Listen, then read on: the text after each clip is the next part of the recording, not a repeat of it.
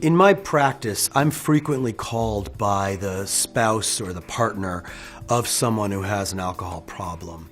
And they are usually calling to ask me what they should do, what to do. Usually they're calling me to say, how do I get my partner into treatment with you or into treatment with someone else? When I hear that, I focus more on that person who's calling me.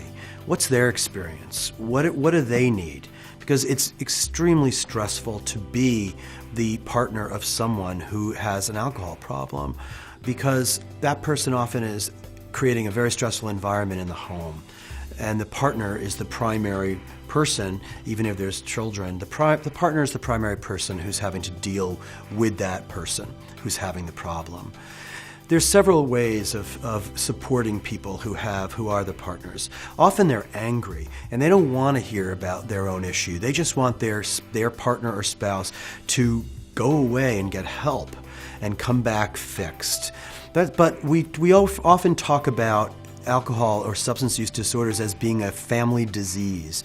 And what that means is there's often really very typical family dynamics that exist that within that system that need to be addressed. Because if they're not addressed, what happens often is that there's great strife between those partners as the person gets better who's having the problem with alcohol.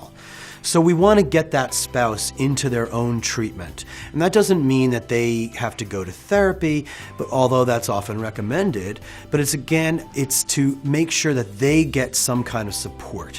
What kind of support can that be? Well, there's 12-step, meaning based on the 12-step traditions of Alcoholics Anonymous.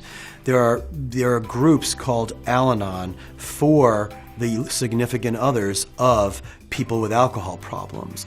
Those are 12-step based groups where those are groups facilitated by someone who has been the partner or the significant other of someone with an alcohol problem. And it's just like AA, where then there's other people in there who are experiencing the same thing. And so someone right there that you can go in, and I always recommend that to people because it's free. And you can then find other people who are experiencing remarkably similar things to you. And that often in and of itself is extremely comforting, to find other people who are having the same issues that you are. Because when you're in it, you often think this is just me. And partners often collude with their partner in the shame of it. They don't want to talk about it. They don't want to out their partner. They don't want to out themselves as being in this situation. And it's extremely lonely and extremely painful.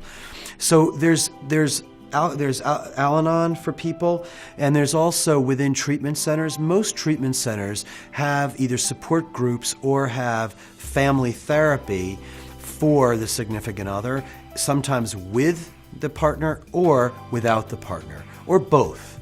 And that's really what we recommend in treatment for people. We always recommend that the family become involved in the treatment so they can also change how they react to the person having the problem, so they can get healthier, because the disease of alcohol really can bring down the whole family system and bring the whole family system into it.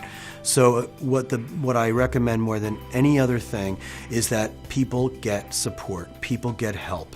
And there's all these different avenues in which to do so, but not go it alone, get help.